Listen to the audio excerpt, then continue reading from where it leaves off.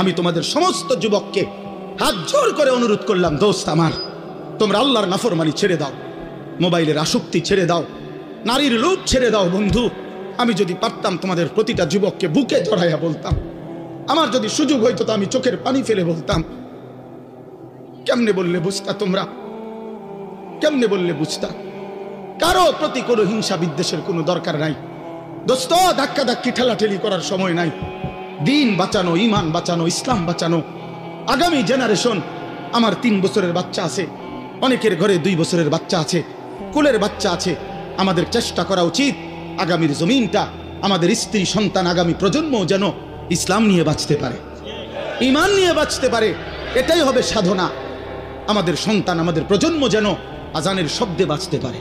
এই জন্য এই জমিন যদি আমরা নিরাপদ না রাখি, আমরা যদি আল্লাহকে সেজদা না করি, আল্লাহর নাফরমানি করি, প্রায় আমার বন্ধু, আমার বাপ, আমাদের উপরে আযাব আসে, আমাদের উপরে আযাব আসে। আল্লাহ বলছে, বান্দা, দুনিয়ায় ডুবে থাকার শাস্তি আমি বুঝাবো। কাল্লা সাউফা তা'লামুন সুম্মা কাল্লা সাউফা তা'লামুন, কবরেও বুঝাবো, জাহান্নামেও বুঝাবো। কাল্লা লাউ তা'লামুনা ইলমাল ইয়াকিন লাতারাবুন্নাল জাহিম সুম্মা লাতারাবুন্নাহা আইনাল ইয়াকিন। আল্লাহ বলেন, বান্দা, আজকে যদি কোরআন পড়ে, হাদিস পড়ে, উলামায়ে কেরামের কথা শুনে, না দেখেই যদি কবর, হাসর, মিজান, ফুলসিরাত, আখিরাত বিশ্বাস করতা, ভালো হতো, ভালো হইতো। বান্দা, আজকে বিশ্বাস করলে, বুঝে নিলে, আমল করতে পারতা। তো নয়তো লাতারাবুন্নাল জাহিম, একদিন সচক্ষে হাসরের ময়দানে জাহান্নাম দেখবা, সব বুঝবা। সুম্মা লাতারাবুন্নাহা আইনাল ইয়াকিন, চোখে দেখে বিশ্বাস হবে, কিন্তু সেদিন আর লাভ হবে না। সেদিন আর কি হবে না ভাইয়া? লাভ। সুম্মা লাতুসআলুন্না ইয়াওমাইদিন আনিন নাঈম। আল্লাহ বলেন, আমি কিন্তু সেদিন হাসরের ময়দানে নিয়ে বান্দা তোমার জীবনে যা কিছু নিয়ামত দিয়েছি, আসমান, জমিন, চন্দ্র, সূর্য, গ্রহ, নক্ষত্র, আলো, বাতাস, রোদ, বৃষ্টি, হাসি, কান্না, আনন্দ, বেদনা, স্ত্রী, সন্তান, ছেলে, মেয়ে, গাছ, ফুল, ফল, ফসল, তোমার চোখের পলক, হাতের নড়াচড়া, তোমার নিঃশ্বাস, এক ফোঁটা পানি, এক লোকমা খাবার, আল্লাহ বলেন, আমি যা দিয়েছি, আমি বান্দা প্রতিটা নিয়ামতের কি হক আদায় করছো আমি জিজ্ঞেস করব। আমি ছাড়বো না বান্দা, আমি ছাড়বো না বান্দা। তুমি শুনছো আমি গাফুর, কিন্তু এটাও জানো তুমি আমি কাহার। তুমি এটা শুনছো আমি রহমান, এটাও শুনো আমি জব্বার, আমি জুন্তিকাম, আমি প্রতিশোধ গ্রহণকারী, আমি প্রচন্ড শাস্তিদাতা, আমার আযাব বড় ভয়ানক। এজন্য ভাই আমার, বন্ধু আমার, চলো আজকে নিয়ত করি, কবরবাসীদের জন্য আমরা দোয়া করি, আর আমরা যারা জীবিত আছি আমরা আমাদের জীবন গঠন করি, বলি ইনশাআল্লাহ। একটা ছোট্ট কথা আগে বুঝেন, সবাই বুঝতে ভালো। কোরআনুল কারীমের মধ্যে আছে, হযরত মূসা আলাইহিস সালামকে আল্লাহ তাআলা প্রথম যখন তুর পাহাড়ে, আমরা সবাই জানি যে আল্লাহ তাআলা মূসা আলাইহিস সালামের সাথে তুর পাহাড়ে কথা বলছেন বহুবার, মানে ওয়াহি নাজিল করছে। আল্লাহর কথা মানেই ওয়াহি। তো প্রথমবার যখন মূসা আলাইহিস সালাম তুর পাহাড়ের ওই টিলাতে উঠলেন, তো সেখানে আল্লাহ তাআলা স্পষ্ট কোরআন শরীফে আছে, আল্লাহ তাআলা প্রথমেই বলে দিয়েছেন, ইন্নী আনা রব্বুক ফাখলা'না আলাইক। মূসা, আমি তোমার রব, আমি তোমার মহান মালিক আল্লাহ, তুমি ফাখলা'না আলাইকা, তোমার 2টা জুতা খুলে ফেলো, 2টা জুতা খুলে ফেলো। আনা আখতারতুকা, আমি তোমাকে নির্বাচিত করেছি। ফাসতামি' লিমা ইউহা, অতএব আমি যা ওয়াহি নাজিল করতেছি, বলতেছি, তা মনোযোগ দিয়ে শোনো। তাহলে এখন কি বোঝা গেল? তাফসীরের মধ্যে আছে, জুতা খুলতে বললেন কেন? প্রশ্ন হলো, জুতা খুলতে বললেন কেন? কথা বললে বলবে।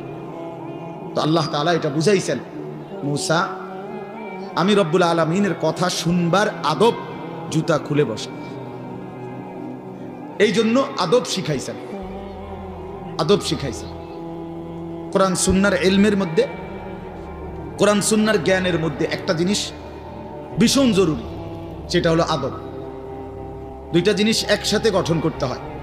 এজন্য আমাদের মাদ্রাসাগুলোতে 2 জিনিস একসাথে পড়ায়, একটা হলো ইলম আর একটা হলো আদব। এজন্য মাদ্রাসাওয়ালারা তাদের বাচ্চাদেরকে যেমন পড়ায়, তো বাচ্চার ওযু, গোসল, চলা ফেরা, উঠা বসা, কথাবার্তা, চাল চলনের দিকেও নজর রাখে, যে ছেলেটা দাঁড়াইয়া পেশাব করে কিনা, ছেলেটা টয়লেট পেপার ব্যবহার করে কিনা, দস্তরখান বিছায়া খানা খায় কিনা, বাবা মাকে সালাম দেয় কিনা, ইত্যাদি ইত্যাদি।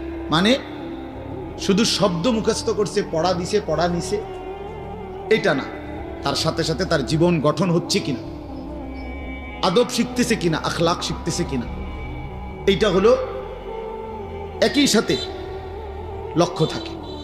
এই জন্য হাদিসের মধ্যে আছে, আমাদের প্রিয় নবী সাল্লাল্লাহু আলাইহি ওয়াসাল্লাম বলছেন, আল্লামানি রব্বি ফা আহসানা তালিমি ও আদ্দাবানি রব্বি ফা আহসানা তাদিবি।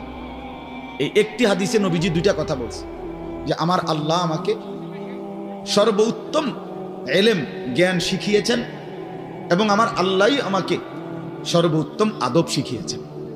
তাহলে একই সাথে বলছে নবীজি, আল্লামানি রব্বি আদ্দাবানি রব্বি, আল্লাহই আমাকে এলেম শিখিয়েছেন, আল্লাহই আমাকে আদব শিখিয়েছেন।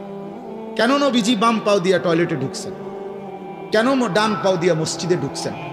মনে করেন এই যে প্রতিটা নড়াচড়া, হাত্তাল হারাকাত ওয়াস সাকানাত, নবীজির প্রতিটি স্থিরতা, প্রতিটা নড়াচড়া সবটাই আল্লাহ তাআলার ফয়সালা, আল্লাহ তাআলার পক্ষ থেকে নির্ধারণ করা।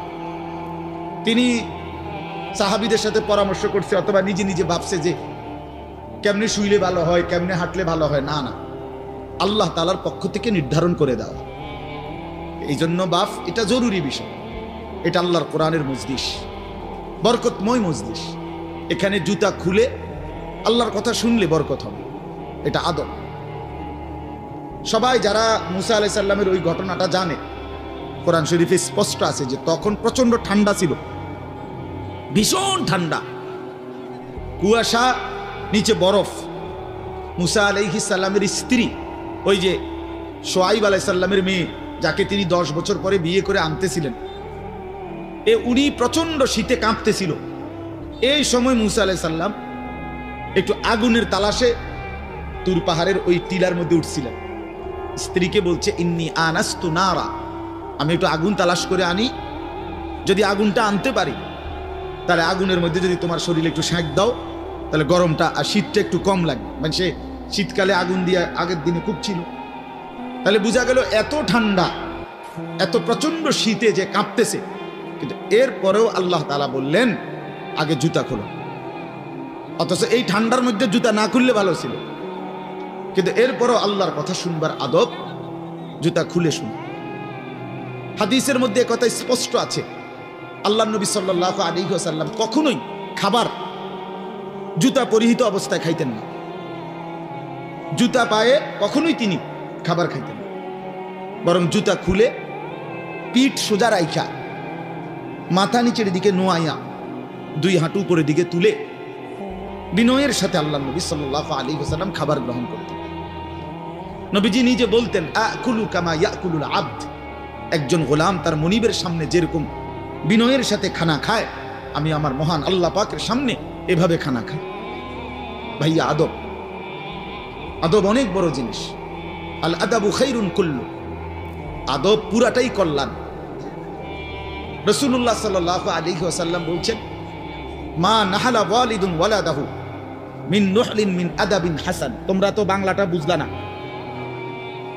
জুতা যেহেতু খুলবা না ভাই, তো বাইরে চলে যাও।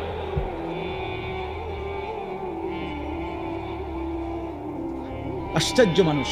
না না, অনেকের আছে গাদ্দারি স্বভাব, যে আমি যেমনি আছি এমনি শুনবো। এটা সিধা করতে হবে। জিন্দেগি যদি সোজাই না হয় তো বললাম কারে, বললাম কাকে? শুধুই কেবল ভাইয়া শুনলাম, একজনের পরিচিতি আছে, একজনের জনপ্রিয়তা আছে, একজনের সুর আছে, একজনের টান আছে, একজনের জোরে গলার আওয়াজ আছে, তো এই কারণে জড়লাম। কি ফায়দা এতে ভাই? কথা বোঝেন নাই? আমারে মনে করেন 1 কোটি মানুষ চিনে, তো আপনার লাভ কি? আমারে 10 কোটি মানুষ চিনে, সারা পৃথিবী চিনে, তো আমারে চিনলে তোমার লাভ কি? তুমি কি বদলাইলা, এটা না দেখার বিষয়। আমি আমার জন্য কি গ্রহণ করলাম, এখানে কার জনপ্রিয়তা আছে না নাই, এটা দিয়ে কে ঘাস কাটে?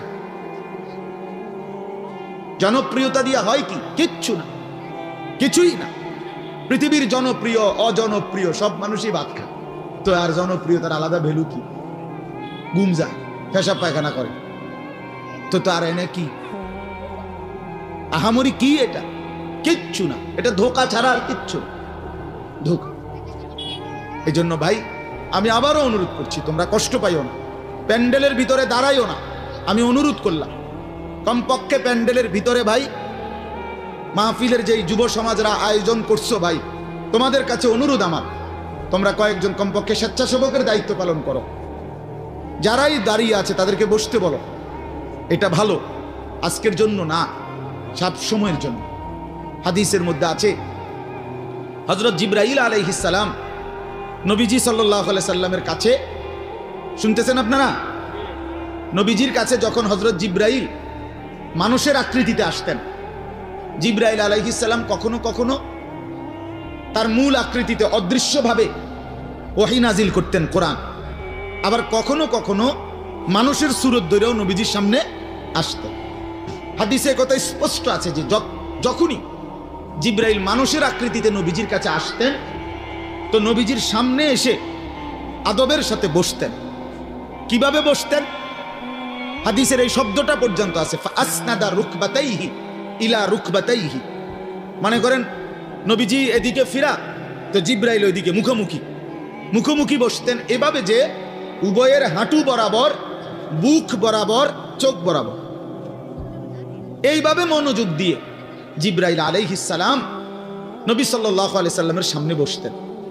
এরপরে তিনি বিভিন্ন বিষয় বলতেন, শুনতেন, নবীজির সাথে কথা বলতেন। তাইলে আদব এটা, আল্লাহর কোরআনের সামনে, রাসূলুল্লাহ সাল্লাল্লাহু আলাইহি সাল্লামের হাদিসের সামনে সর্বোচ্চ আদবের সাথে বসতে হয়, সর্বোচ্চ, এটা বসা, এটাই নিয়ম। হাদিসের মধ্যে আছে, আরো শুনাই আমি, হাদিসের মধ্যে আছে, হাদিসে কুদসি, কোন নেককার বান্দারা যখন আল্লাহর জিকির, আল্লাহর তেলাওয়াত, আল্লাহর কথা শুনবার জন্য, বসবার জন্য, বলার জন্য বসে, তো এই পুরা মজমা যখন শেষ হয় তো আল্লাহ ফেরেশতাদেরকে জিজ্ঞেস করে যে আমার এই বান্দাদেরকে কি পুরস্কার দেওয়া যায়? তো তারা বলে মহান আল্লাহ আপনার ইচ্ছা। তো আল্লাহ তাআলা বলেন, শুনো, আমার এই প্রিয় বান্দাদের মজলিস যারা বসলো আমি তাদের সকলকে মাফ করে দিলাম। তো ফেরেশতারা বলে, আল্লাহ এখানে এমন লোকও আছে যে এমনি আসছিল, দ্বীনি উদ্দেশ্যে আসে নাই, আপনার কথা শুনতে আসে নাই, এমনি বইছিল আর কি, ইন্নামা জাআ লিহাজাতিন, ব্যক্তিগত কোনো উদ্দেশ্যে আসছে, তাকেও মাফ করে দিবেন। তখন আল্লাহ তাআলা বলেন হাদিসে কুদসি, হুমুল কওমু লা ইয়াশকা বিহিম জালিসুহুম, এই শব্দটা বুঝাইতে চাই। আল্লাহ তাআলা তখন বলেন আমার প্রিয় বান্দাদের মজলিস, হুমুল কওমু লা ইয়াশকা বিহিম জালিসুহুম, এমন কওম, যে কওম, আল্লাহ বলে আমার নেক বান্দাদের মজলিস এমন মজলিস যেখানে যেই বসছে আমি আল্লাহ কাউকে বঞ্চিত করি, কাউকেই বঞ্চিত করব না, বরং ফেরেশতারা শোনো আমি সকলকেই মাফ করে দিলাম। তাহলে এইখানে কথাটা কি, যে জালিসুহুম, আমার নেক বান্দাদের সাথে যারা বসছে আমি সকলকে মাফ করে দিলাম। তাহলে বোঝা গেল বসার গুরুত্বটা আলাদা। এই এতগুলো কথা বলার পরে আর আমার পক্ষে আর কিছু বলার নাই এই বিষয়ে, কোরআন সুন্নাহর আলোকে বললাম। এরপরে কোনো বদনসিব যদি নাই বসে তার কি করার আছে? তার কি মাথার বাড়ি দেওয়া যাবে? কথা বুঝছেন না? কাজেই এরপরে কোনো দুর্ভাগা না বসলে ঠিক আছে। ইসরাফিলের ফু যেদিন দিবে সেদিনও বহু মানুষ গাফেল থাকবে, হাদিস আছে।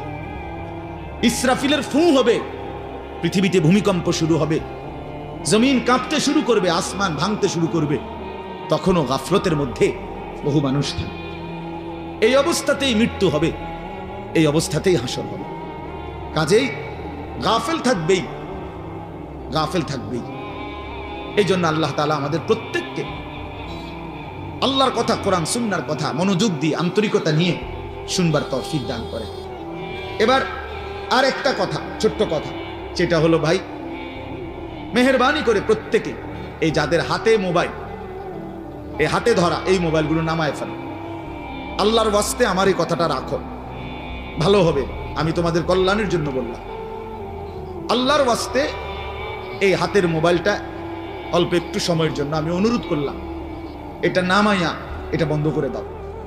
এমনি শুনো, চেহারার দিকে তাকাইয়া শুনলে দোস্ত ভালো হবে, মনোযোগ বাড়বে, দিলে কথা জমে।